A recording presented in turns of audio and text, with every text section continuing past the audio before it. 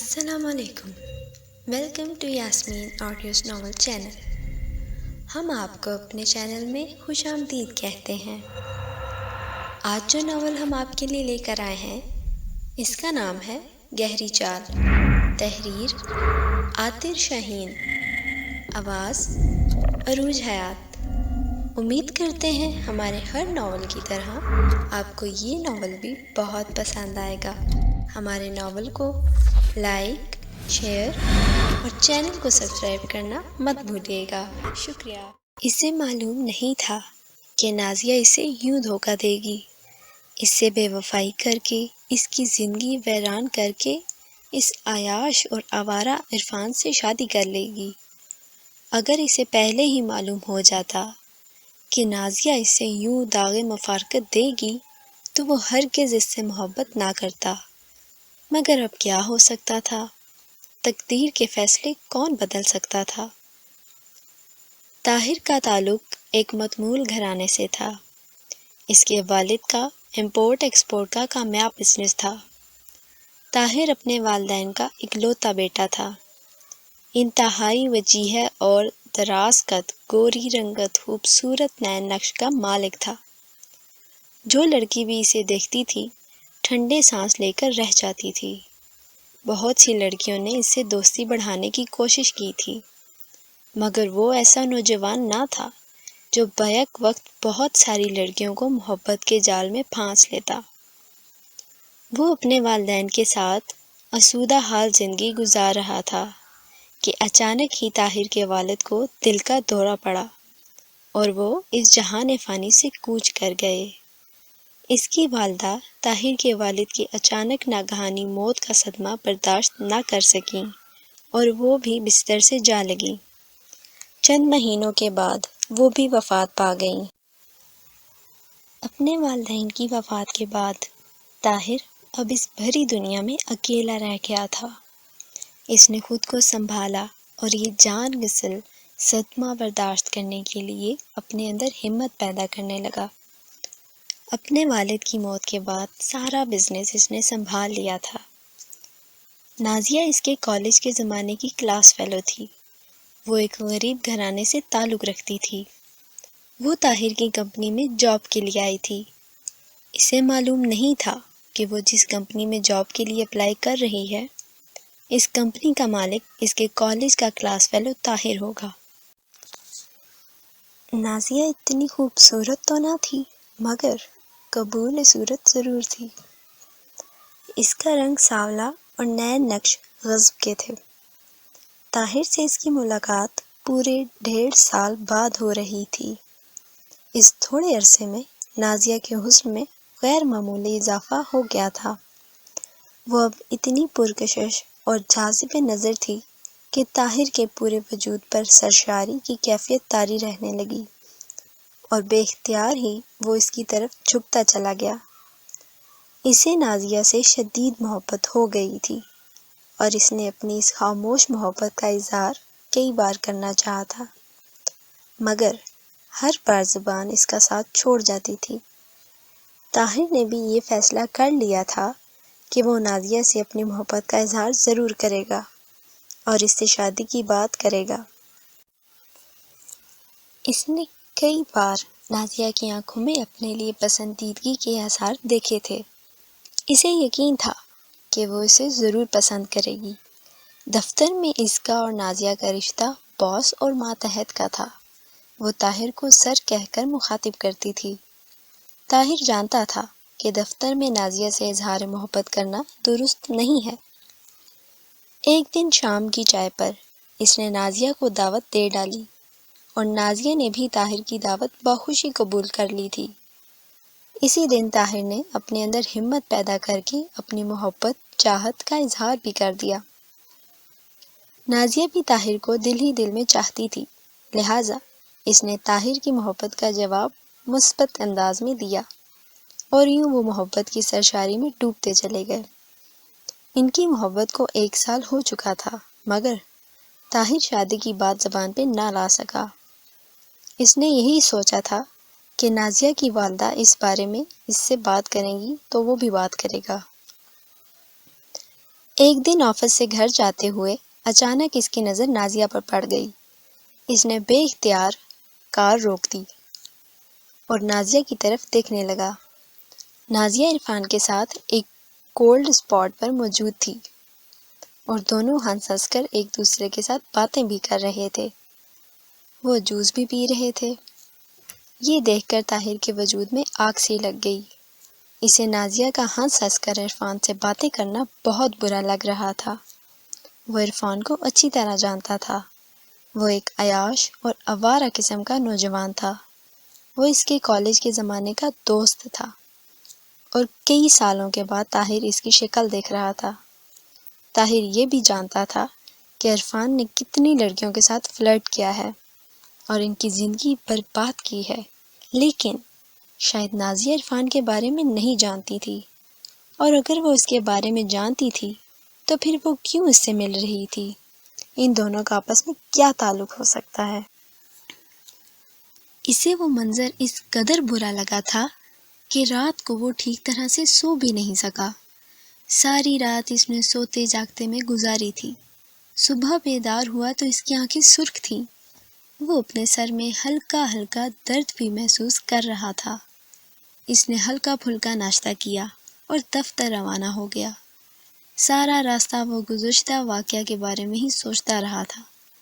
دفتر پہنچتے ہی اس نے انٹر کام کا ریسیور اٹھایا اور بولا، مس نازیہ کو اندر بھیجیے۔ یس سر، اس کی سیکرٹری نے جواب دیا۔ اس نے ریسیور رکھ دیا اور بے چینی سے اٹھ کر ٹہلنے لگا۔ چند لمحوں کے بعد نازیہ اندر داخل ہوئی۔ آج وہ اپنی تمام حشر سامانیوں کے ساتھ اتنی حسین اور پرکشش لگ رہی تھی کہ طاہر بغور اس کے سراپا حسن کو دیکھنے لگا۔ سر، آپ نے مجھے بلایا ہے؟ نازیہ شائستگی سے بولی۔ ہاں، وہ بخلا گیا، آؤ بیٹھو۔ نازیہ ادا کے ساتھ چلتی ہوئی اس کے سامنے والی کرسی پر براجمان ہو گئی۔ طاہر بھی بیٹھ گیا۔ وہ چند لمحے سوچتا رہا، پھر بولا، مس نازیہ، پہلی بات تو یہ کہ میں اس وقت تم سے تمہارے باس کی حیثیت سے نہیں، بلکہ وہی پرانے دوست کی حیثیت سے بات کر رہا ہوں۔ اس لیے اب تم مجھے سر نہیں کہو گی، اوکے؟ وہ چند لمحے خاموش ہوا، پھر اپنی بات آگے بڑھاتے ہوئے بولا، نازیہ، کل میں نے تمہیں اقبال مارکیٹ کے پاس عرفان کے ساتھ دیکھا تھا۔ مجھے تمہارا عرفان سے یوں ملنا بالکل اچھا نہیں لگا۔ طاہر، وہ تو مجھے اچانک ہی راستے میں مل گیا تھا، نازیہ نے کہا۔ مجھے نہیں معلوم تھا کہ جس بس میں میں سفر کر رہی ہوں عرفان بھی اسی میں ہوگا۔ خیر، جس طرح وہ تمہارا دوست رہ چکا ہے، اسی طرح وہ میرا بھی دوست رہ چکا ہے۔ تمہیں مجھ پر یوں شک نہیں کرنا چاہیے۔ اوہو، طاہر گڑبڑا گیا۔ تم تو برا مان گئی۔ میرے کہنے کا یہ مطلب تھا کہ آئندہ تم اس سے نہ ملنا۔ تم شاید عرفان کے بارے میں نہیں جانتی، وہ کتنا عیاش اور بد کردار انسان ہے۔ نازیہ، میں نہیں چاہتا کہ تم بھی عرفان کے چنگل میں پھنس جاؤ اور میں تمہارے بغیر ادھورا رہ جاؤں۔ نازیہ سر جھکائے بیٹھی تھی۔ اس بات کو کئی دن گزر گئے۔ اس دوران نازیہ سے طاہر کی ایک بار بھی ملاقات نہ ہوئی تھی۔ طاہر نے ایک بات نوٹ کی تھی کہ نازیہ کے رویے میں کچھ تبدیلیاں آ گئی تھیں۔ کبھی کبھی تو وہ طاہر کو یوں نظر انداز کر دیتی کہ ایسا لگتا تھا جیسے طاہر کے وجود کا اسے احساس ہی نہ ہو، اور یہی بات طاہر کو کھائے جا رہی تھی کہ نازیہ کو کیا ہو گیا ہے، وہ اسے کیوں نظر انداز کر دیتی ہے۔ کئی بار اس نے نازیہ سے بات کرنے کی کوشش کی تھی، مگر نازیہ ہر بار کوئی نہ کوئی بہانہ کر کے چلی جاتی تھی۔ طاہر تو کچھ اور رہا تھا۔ وہ چاہتا تھا کہ وہ نازیہ سے اپنی شادی کے بارے میں بات کرے تاکہ اس کی طرف سے مثبت جواب ملتے ہی وہ نازیہ کی والدہ سے بات کرے، مگر نازیہ اس کی بات ہی نہ سنتی تھی۔ آج طاہر نے نازیہ سے ہر صورت بات کرنے کا ارادہ کر لیا تھا۔ اس نے نازیہ کو اپنے کمرے میں بلایا۔ آپ نے مجھے بلایا ہے سر؟ نازیہ نے اندر آ کر پوچھا۔ ہاں، احسان کمپنی والی فائل لائے گا، طاہر نے کہا تو وہ چلی گئی۔ تھوڑی دیر کے بعد وہ فائل لیے دوبارہ آئی۔ بیٹھیں، طاہر نے اس کے ہاتھ سے فائل لیتے ہوئے کہا۔ وہ بیٹھ گئی۔ طاہر فائل کھول کر صفحے الٹنے پلٹنے لگا۔ مس نازیہ، مال کی کیا پوزیشن ہے؟ اس نے پوچھا۔ سر، احسان کمپنی والوں کو مال بھیجنے کے لیے پیک ہو رہا ہے، نازیہ نے بتایا۔ جیسے ہی مال پیک ہوگا روانہ کر دیا جائے گا۔ گڈ، طاہر نے فائل بند کرتے ہوئے کہا۔ مس نازیہ، آج شام کو کیا کر رہی ہیں؟ میرے کہنے کا مطلب ہے کہ آج شام آپ میرے ساتھ ریسٹورنٹ میں چائے پینا پسند کریں گی؟ میں نے آپ سے ضروری بات بھی کرنی ہے۔ نازیہ چند لمحے خاموش رہی، پھر بولی۔ سر، آج تو میں نہیں جا سکتی۔ ہاں، البتہ کل کا وقت رکھ لیتے ہیں۔ آج گھر میں کسی مہمان نے آنا ہے، اس لیے مجھے گھر ذرا جلدی پہنچنا ہے۔ طاہر اس کی طرف دیکھتے ہوئے بولا۔ اوکے، کل ہی صحیح، مگر بھول مت جانا۔ وہ اٹھی اور فائل لے کر چلی گئی۔ طاہر نے ابھی بھی یہی محسوس کیا تھا کہ نازیہ اسے مسلسل نظر انداز کر رہی ہے، مگر وہ ایسا کیوں کر رہی تھی؟ کیا اسے طاہر سے محبت نہیں تھی یا کوئی اور وجہ تھی؟ وہ اب دوسرے دن کا شدت سے انتظار کر رہا تھا۔ اپنے دل کی بات کہنے کے لیے وہ بے تاب تھا۔ دوسرے دن دفتر ٹائم ختم ہوتے ہی طاہر نے اسے ساتھ لیا اور ایک ریسٹورنٹ میں آ گئے۔ چائے پینے کے دوران ان دونوں کے درمیان طویل خاموشی رہی، پھر طاہر نے ہی اس خاموشی کو توڑا۔ نازیہ، میں تم سے ایک بات کرنا چاہتا ہوں۔ ہاں کہو، نازیہ نے کہا۔ نازیہ، اتنا کہہ کر طاہر خاموش ہو گیا۔ نازیہ سوالیہ نظروں سے اسے دیکھنے لگی۔ طاہر نظریں جھکائے چند لمحے بیٹھا رہا، پھر بولا۔ نازیہ، تم جانتی ہو کہ میں تم سے شدید محبت کرتا ہوں۔ اب میرا تمہارے بغیر رہنا بہت مشکل ہو گیا ہے۔ کوئی کام بھی صحیح نہیں کر سکتا۔ میں ہر وقت تمہارے ہی بارے میں سوچتا رہتا ہوں۔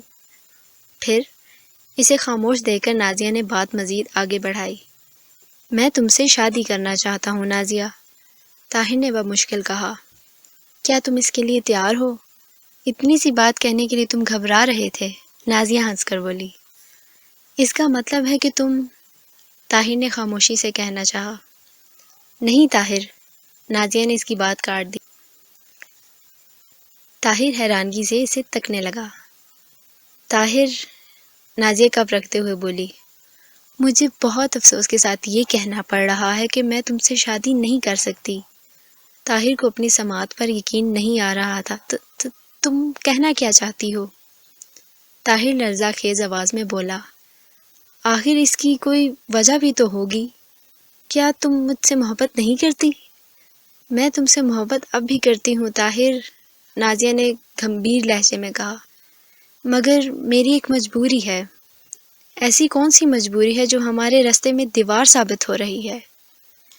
طاہر جذباتی انداز میں بولا۔ نازیہ چند لمحوں کے بعد بولی، طاہر، میرے والد ایک فیکٹری میں کام کرتے تھے۔ ایک دن میرے والد کے دونوں ہاتھ مشین میں آ گئے تھے، جس کی وجہ سے ان کے ہاتھ ناکارہ ہو گئے۔ اگر اس وقت اس فیکٹری کے مالک اکبر صاحب ہماری مالی مدد نہ کرتے تو نہ جانے آج ہم کس حال میں ہوتے۔ خیر، اب انہوں نے اپنے بیٹے کے لیے مجھے پسند کر لیا ہے اور ہماری منگنی بھی ہو چکی ہے، اب شادی ہے۔ مگر تم نے تو اس بارے میں کبھی ذکر بھی نہیں کیا تھا کہ تمہارے والد کے ہاتھ ناکارہ ہیں، طاہر نحیف سی آواز میں بولا، اور نہ ہی کبھی تم نے اپنی منگنی کا ذکر کیا تھا۔ میں یہ بتا کر آپ کو افسردہ نہیں کرنا چاہتی تھی، نازیہ سر جھکائی بولی۔ طاہر کو یوں محسوس ہو رہا تھا جیسے اس کی وجود سے کسی نے جان نکال لی ہو۔ وہ خود کو بہت ہی نحیف اور نزار محسوس کر رہا تھا۔ اس نے نازیہ کے بارے میں کیا کیا خواب دیکھے تھے، مگر وہ سارے خواب چکنا چور ہو گئے تھے۔ اس خوش نصیب کا نام کیا ہے؟ طاہر نے پوچھا۔ عرفان، نازیہ نے بتایا۔ عرفان کا نام سنتے ہی طاہر انگشت بدناں ہو رہ گیا۔ وہ حیرت بھری نظروں سے نازیہ کی طرف دیکھنے لگا۔ جس کے چہرے پر اطمینان تھا۔ حالانکہ وہ عرفان کے چال چلن کے بارے میں اچھی طرح جانتا تھا اور نازیہ بھی جانتی تھی، اس کے باوجود نازیہ اس سے شادی کر رہی تھی۔ اچھا طاہر، اب چلیں، امی میرا انتظار کر رہی ہوں گی۔ نازیہ نے اس کے خیالات کو توڑا۔ ہاں چلو، وہ کمزور آواز میں بولا، پھر اس نے بل ادا کیا اور دونوں پارکنگ لاٹ کی طرف بڑھ گئے۔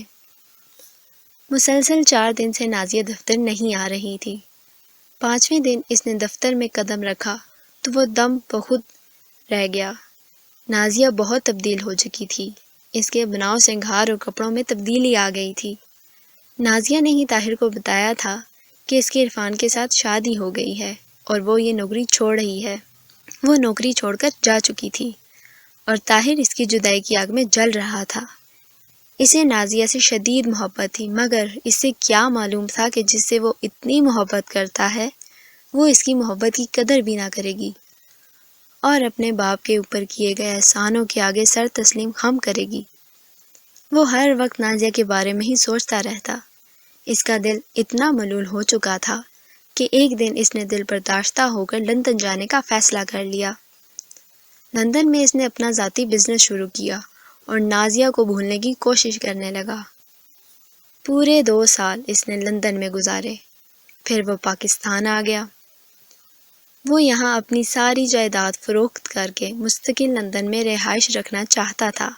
اس نے فیصلہ کر لیا تھا کہ اب کبھی بھی شادی نہیں کرے گا اور نازیہ کی یاد میں تجرد کی زندگی گزارے گا۔ اسے کراچی آئے 3 ہفتے ہو چکے تھے، مگر اس دوران اس نے ایک بار بھی نازیہ سے رابطہ کرنے کی کوشش نہ کی تھی۔ وہ جانتا تھا کہ اگر اس نے نازیہ سے رابطہ کرنے کی کوشش کی تو اس کا شوہر عرفان شک میں مبتلا ہو سکتا ہے اور یہی شک نازیہ کی زندگی میں زہر گھول سکتا ہے۔ اس نے پراپرٹی ڈیلر سے رابطہ کیا۔ جلد ہی ایک پارٹی اس کی کوٹھی کو دیکھنے کے لیے آ رہی تھی۔ وہ جلد از جلد یہ جائیداد فروخت کر کے لندن واپس جانا چاہتا تھا۔ اس دن شام کا وقت ہو رہا تھا، سورج غروب ہو رہا تھا۔ طاہر لان میں بیٹھا چائے پی رہا تھا کہ اچانک اس کے موبائل کی گھنٹی بجی۔ اس نے موبائل آن کیا اور کان سے لگا کر بولا، ہیلو، مگر دوسری طرف سے خاموشی طاری رہی۔ ہیلو، کون ہے دوسری طرف؟ طاہر، میں نازیہ بول رہی ہوں۔ دوسری طرف سے نازیہ کی آواز سنائی دی۔ طاہر حیران و پریشان ہو گیا۔ نازیہ کی آواز اتنی ہلکی تھی کہ طاہر کو لگا جیسے وہ کسی مصیبت میں گرفتار ہو۔ نازیہ، تم؟ خیریت تو ہے؟ طاہر بے اختیار بول پڑا۔ تم کہاں ہو اس وقت؟ طاہر، میں بہت مصیبت میں ہوں۔ نازیہ لرزہ آواز میں بولی، خدا کے لیے میری مدد کرو طاہر، میری مدد کرو، ورنہ وہ مجھے اذیت دے کر مار ڈالے گا۔ طاہر، میری مدد کرو۔ کیا ہوا؟ تم اس وقت کہاں ہو؟ مجھے بتاؤ، میں ابھی آتا ہوں۔ طاہر اس کی آواز پر ہی بے چین ہو گیا تھا۔ نہ جانے ایسی کیا بات تھی، کون تمہیں مارنا چاہتا ہے؟ طاہر، میں اس وقت شاہراہ ریشم کی طرف مڑنے والی سڑک سے دور ایک بنگلے میں قید ہوں۔ نازیہ اسے ایڈریس بتانے لگی۔ آخر میں وہ بولی، طاہر، مجھے اس درندے سے بچا لو۔ میں ابھی آتا ہوں، تم پریشان مت ہو۔ اتنا کہہ کر طاہر نے موبائل آف کیا اور تیز تیز قدم اٹھاتا ہوا اپنی کار کی طرف بڑھا۔ اسے دیکھتے ہی چوکیدار نے گیٹ کھول دیا تھا۔ کوٹھی سے کار نکالتے ہی طاہر نے اس کی رفتار میں اضافہ کر دیا۔ وہ جلد از جلد نازیہ کی مدد کو پہنچنا چاہتا تھا، جو اس وقت کسی مصیبت میں گرفتار تھی۔ کوئی اسے مارنا چاہتا تھا۔ وہ جو بھی تھا، نازیہ کو کیوں مارنا چاہتا تھا؟ جلد ہی وہ اس کے بتائے ہوئے پتے پر پہنچ گیا۔ وہ ایک الگ تھلگ بنا ہوا بنگلہ تھا، جس کے چاروں طرف لوہے کی باڑ لگی ہوئی تھی۔ طاہر نے کار دور درخت کے جھنڈ میں روک دی تھی اور پیدل ہی اس بنگلے کی طرف بڑھ رہا تھا۔ بنگلے پر موت کی سی خاموشی مسلط تھی۔ ایسا لگتا تھا جیسے یہاں کوئی رہتا ہی نہ ہو۔ اس نے بنگلے کا گیٹ کھولا اور قریب و جوار کا جائزہ لینے لگا۔ نازیہ، اس نے نازیہ کو آواز دی مگر اسے کوئی جواب بھی نہ ملا۔ وہ نازیہ کو پکارتے ہوئے آگے بڑھا۔ انجانا سا ایک خوف اس کے وجود میں سما چکا تھا۔ گہری خاموشی اسے کاٹنے کو دوڑ رہی تھی۔ کوئی ہے؟ اس نے ایک بار پھر پکارا۔ نازیہ، تم کہاں ہو نازیہ؟ اس نے ایک کمرے کے دروازے پر زور دیا تو وہ چرچراہٹ کی آواز پیدا کرتا ہوا کھل گیا۔ اندر گہرا اندھیرا چھایا ہوا تھا۔ اس کی سمجھ میں کچھ نہیں آ رہا تھا کہ وہ کیا کرے۔ نازیہ، اس نے ایک بار پھر نازیہ کو پکارا مگر جواب نہ ملا۔ اس نے جیب سے لائٹر نکالا اور آگ کی روشنی میں کمرے کا جائزہ لینے لگا۔ اس کے دائیں طرف والی دیوار پر ایک اور دروازہ تھا۔ اس نے وہ دروازہ بھی کھولا اور اندر داخل ہو گیا، مگر وہاں بھی تاریکی کا راج تھا۔ اس نے 3-4 کمرے چھان مارے مگر اسے نازیہ نظر نہ آئی۔ ایک کمرے کے قریب سے گزرتے ہوئے اسے ایسی آواز آئی جیسے کوئی کراہ رہا ہو۔ نازیہ! اس نے پھر نازیہ کو آواز لگائی۔ جواب میں سے ہلکی ہلکی سسکیوں کی آواز سنائی دی۔ وہ ایک اور کمرے کا دروازہ کھول کر اندر داخل ہوا تو اگلے ہی لمحے حیرت و پریشانی سے اس کے ماتھے پر پسینہ آ گیا۔ نازیہ رسیوں سے بندھی ہوئی پڑی تھی۔ اس کے قریب ہی ٹیلی فون اوندا پڑا تھا جو شاید طاہر سے بات کرنے کے دوران میز پر سے گر گیا تھا۔ طاہر نے فون اٹھا کر جگہ پر رکھا اور پھر اس کے ہاتھ پاؤں کھولنے لگا۔ نازیہ کی حالت ایسی ہو رہی تھی جیسے وہ برسوں کی بیمار ہو۔ بال الجھے ہوئے تھے، لباس بھی شکن آلودہ تھا۔ نازیہ کو آزاد کرتے ہی اسے سیدھا کیا۔ نازیہ، تمہاری یہ حالت کس نے بنائی ہے؟ طاہر نے نازیہ سے پوچھا۔ طاہر، مجھے اس درندے سے بچا لو، مجھے بچا لو، ورنہ وہ مجھے اذیت دے دے کر مار ڈالے گا۔ نازیہ روحانسی لہجے میں بولی۔ کون ہے وہ؟ مجھے کچھ بتاؤ تو صحیح۔ طاہر تڑپ کر بولا۔ عرفان، نازیہ نے بتایا۔ خوف کی پرچھائیاں ابھی تک اس کے چہرے سے مترشح تھی۔ وہ مجھے مار ڈالے گا۔ طاہر، میں نے اس وقت تمہاری بات نہیں مانی تھی، مجھے معاف کر دو۔ کاش میں اس وقت تمہاری بات مان جاتی اور مجھے آج یہ دن نہ دیکھنا پڑتا۔ عرفان واقعی انسان نہیں، حیوان ہے۔ اب میں مزید اس کے ساتھ نہیں رہ سکتی۔ طاہر، مجھے یہاں سے لے چلو، اتنی دور لے چلو جہاں یہ درندہ کبھی بھی مجھ تک نہ پہنچ سکے۔ فکر مت کرو، طاہر نے اسے تسلی دی۔ اصل بات کیا ہے مجھے کچھ تو بتاؤ۔ تم دونوں اتنی دور شہر سے ہٹ کر اس بنگلے میں کیوں رہتے ہو؟ عرفان کہاں ہے؟ وہ ڈاکٹر کے پاس گیا ہوا ہے، نازیہ نے بتایا۔ ڈاکٹر کے پاس؟ طاہر حیران تذبذب سے بولا۔ پوری بات بتاؤ۔ طاہر، شادی کے بعد ہی مجھے معلوم ہوا تھا کہ عرفان شراب و شباب کا رسیا ہے، نازیہ بتانے لگی۔ وہ بے انتہا شراب پیتا ہے، کئی روز گھر سے غائب رہنے لگا، بلکہ بعض اوقات تو وہ غیر عورتوں کو بھی گھر لانے لگا تھا۔ اس پر جب میں نے احتجاج کیا تو مجھے بہت مارا پیٹا، غلیظ گالیاں دی۔ ایک رات وہ شراب کے نشے میں دھت کار ڈرائیو کرتا گھر آ رہا تھا۔ شراب نے اس کے حواس بالکل مفلوج کر دیے تھے۔ اس طرح اس کا ایکسیڈنٹ ہو گیا اور ایک ٹانگ سے محروم ہو گیا۔ اسپتال سے گھر آتے ہی وہ کچھ چڑچڑا سا ہو گیا، بات پہ بات لڑنا جھگڑنا شروع کر دیا۔ وہ مجھ سے ہر بار یہی کہتا کہ شاید مجھے اس سے شدید نفرت ہو گئی ہے، میں اسے چھوڑ کر چلی جاؤں گی۔ اس نے ایک دن مجھے ساتھ لیا اور اس بنگلے میں قید کر دیا۔ اب جب بھی وہ ڈاکٹر کے پاس جاتا ہے تو مجھے رسیوں سے باندھ کر قید کر کے چلا جاتا ہے۔ اس کا خیال ہے میں اس کی عدم موجودگی میں یہاں سے بھاگ جاؤں گی۔ اس کے باوجود بھی وہ مجھ پر بے انتہا تشدد کرتا ہے، مجھے مارتا رہتا ہے۔ طاہر، عرفان نفسیاتی مریض بن گیا ہے۔ خدا کے لیے طاہر، مجھے یہاں سے لے چلو، میں اب اس کا مزید ظلم برداشت نہیں کر سکتی۔ اتنا کہہ کر وہ پھوٹ پھوٹ کر رونے لگی۔ تم فکر مت کرو، میں آ گیا ہوں، طاہر نے اسے تسلی دی۔ سب ٹھیک ہو جائے گا۔ اس لمحے انہیں دور سے کار کی آواز سنائی دی۔ نازیہ چونک پڑی اور متوحش نظروں سے طاہر کی جانب دیکھنے لگی۔ اوہ اوہ اوہ، وہ درندہ آ گیا ہے، نازیہ خوف سے بولی۔ طاہر تم چلے جاؤ، اگر اس درندے نے تمہیں یہاں دیکھ لیا تو نہ جانے وہ کیا کر بیٹھے، تم چلے جاؤ۔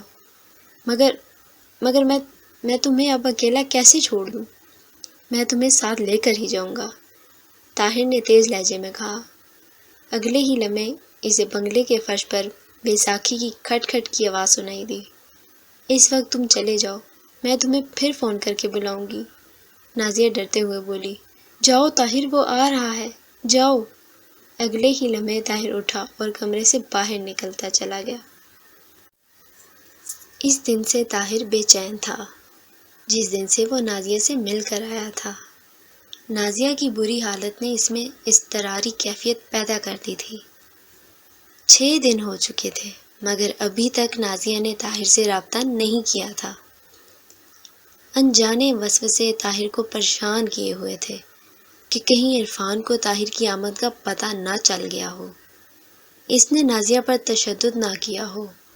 اسے اس بات کی خوشی بھی تھی کہ نازیہ ابھی تک اسے پسند کرتی ہے، کیونکہ وہ نازیہ کی آنکھوں میں اپنے لیے پسندیدگی کے تاثرات دیکھ چکا تھا۔ اس کا ارادہ تھا کہ وہ نازیہ کو فوراً لے کر لاہور اپنے دوست کے ہاں جائے گا۔ کچھ دن وہاں گزارنے کے بعد وہ لندن چلے جائیں گے۔ اس نے اپنی کوٹھی بھی بیچ دی تھی، رقم گھر میں موجود تھی، اب صرف نازیہ کی طرف سے اشارہ ملنا باقی تھا۔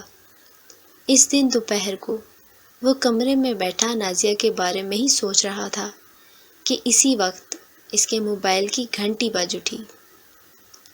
اس نے لپک کر موبائل اٹھایا اور اوکے کا بٹن پریس کر کے کان سے لگایا۔ ہیلو، کون؟ طاہر کے لہجے میں اضطراریت تھی۔ میں نازیہ بول رہی ہوں، نازیہ کی آواز سنائی دی۔ اوہ نازیہ، اتنے دن تم کہاں تھی؟ طاہر متفکر لہجے میں بولا۔ اتنے دن سے میں تمہارے لیے پریشان ہوں اور تم نے مجھ سے رابطہ ہی نہیں کیا، کیا ہوا؟ طاہر، مجھے فون کرنے کا موقع ہی نہیں مل رہا تھا، نازیہ نے رک رک کر بولتے ہوئے کہا۔ عرفان کہیں بھی نہیں جاتا، سارا دن گھر پر ہی ہوتا ہے۔ اب وہ باہر لان میں بیٹھا ہوا ہے تو مجھے اس کے موبائل پر تم سے بات کرنے کا موقع مل گیا ہے۔ اس دن تمہارے جانے کے بعد عرفان نے مجھے بہت مارا پیٹا تھا، اسے شک ہو گیا تھا کوئی مجھ سے ملنے آیا ہے۔ طاہر، مجھے سمجھ میں کچھ نہیں آ رہا کہ میں کیا کروں۔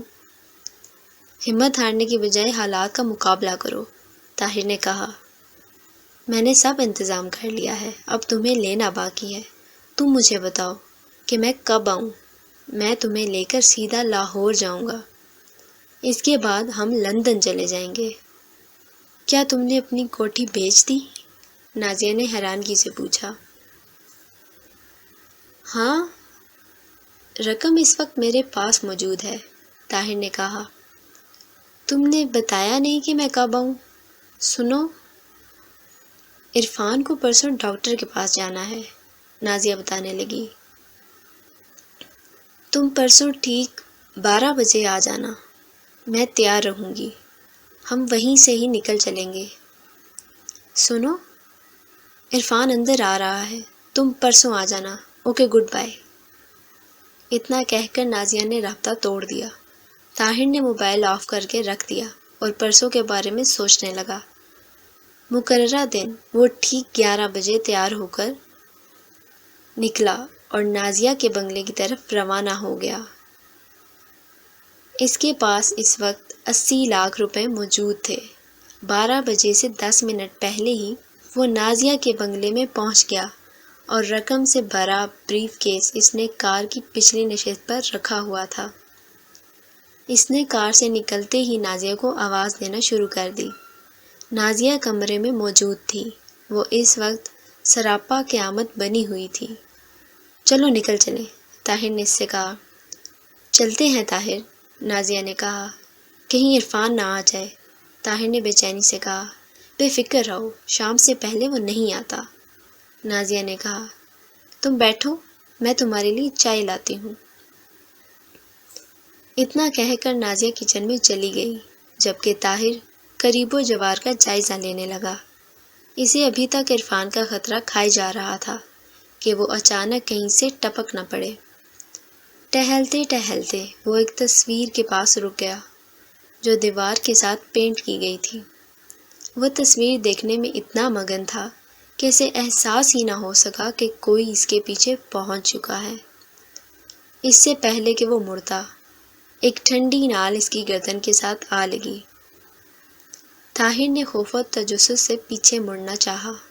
عرفان کی کرخت آواز سن کر رک گیا۔ خبردار طاہر، اگر کوئی غلط حرکت کرنے کی کوشش کی۔ طاہر حیرانگی اور پریشانی کے عالم میں اس طرف مڑا تو اگلے ہی لمحے اس کی حیرت کے مارے آنکھیں پھٹنے کے قریب ہو گئی۔ اس کے سامنے عرفان درست حالت میں موجود تھا اور اس کے ہاتھ میں ایک ریوالور تھا جس کا رخ اس کے سینے کی طرف تھا۔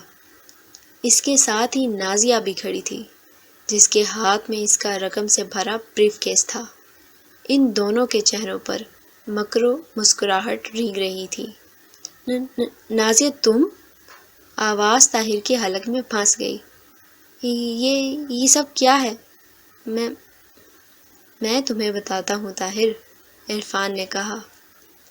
اصل میں ہمیں تمہیں پھنسانے کے لیے یہ چال چلنی پڑی۔ پہلے ہم یہ بات تم پر واضح کر دیں کہ ہم نے ابھی تک شادی نہیں کی۔ شادی کا وہ صرف ایک ڈرامہ تھا۔ ہم تو تمہاری دولت ہتھیانا چاہتے تھے۔ پہلے ہم نے یہی سوچا کہ ہم تم سے زبردستی کاغذات پر دستخط کروا لیں گے، مگر تم نے ہمارے سارے پلان کو خراب کر دیا اور خود لندن چلے گئے۔ خیر، وہ چند لمحے خاموش ہوا۔ طاہر متوحش نظروں سے ان دونوں کی جانب دیکھ رہا تھا جن کے چہروں پر صفاقی اور درندگی چھائی ہوئی تھی۔ عرفان آگے بات بڑھاتے ہوئے بولا، لندن سے تمہارے واپس آتے ہی میرے دماغ میں یہ ڈرامہ آیا کہ نازیہ تمہیں فون کر کے اپنی مدد کے لیے بلائے کہ میں اس پر تشدد کرتا ہوں۔ میری ٹانگ ٹوٹ چکی ہے۔ میں نے تمہارے بارے میں یہ بھی معلوم کر لیا تھا کہ تم اپنی 80 لاکھ کی کوٹھی فروخت کر کے واپس لندن جا رہے ہو۔ اس بار ہم نے فیصلہ کر لیا تھا کہ تمہیں اب کسی بھی صورت میں یہاں سے نہیں جانے دیں گے۔ باقی باتیں تمہیں معلوم ہیں۔ طاہر حد درجہ پریشان ہو گیا تھا۔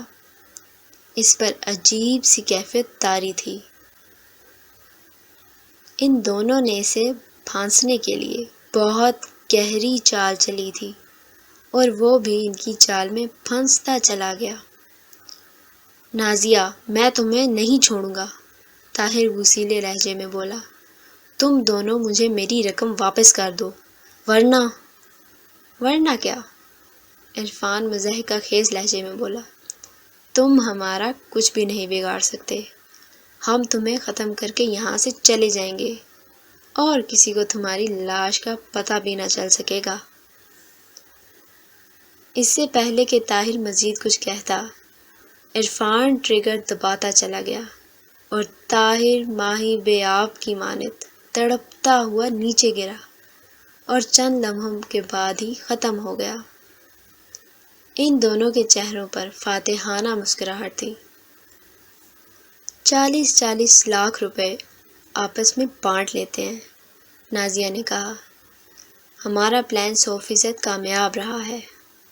ہاں بالکل، عرفان مکر و مسکراہٹ سے بولا، مگر میں تمہیں پھوٹی کوڑی بھی نہیں دوں گا۔ کیا مطلب؟ اپنی طرف ریوالور دے کر نازیہ گھبرا گئی۔ یہ تم کیا کر رہے ہو عرفان؟ تم نے تو آدھی رقم کا وعدہ کیا تھا۔ پھر یہ وعدہ ضرور کیا تھا، مگر میں نے یہ وعدہ نہیں کیا تھا کہ میں تمہیں زندہ چھوڑ دوں گا، عرفان شفاق لہجے میں بولا۔ اس سے پہلے کہ نازیہ مزید کچھ بولتی، عرفان نے اسے بھی گولیاں مار کر ٹھنڈا کرایا۔ اس نے نازیہ کے ہاتھ سے بریف کیس لیا اور کھول کر رقم دیکھنے لگا۔ اس کا چہرہ رقم دیکھ کر چمک دھمک رہا تھا۔ ہا ہا ہا، اب یہ ساری دولت میری ہو گئی ہے۔ وہ ہذیانی انداز میں ہنسا۔ اب میں ساری زندگی عیش و عشرت میں گزاروں گا۔ ہا ہا ہا ہا، یہ ساری دولت میری ہے۔ اس نے جیب سے سگریٹ نکالی اور سلگانے کے لیے لائٹر جیب میں تلاش کرنے لگا،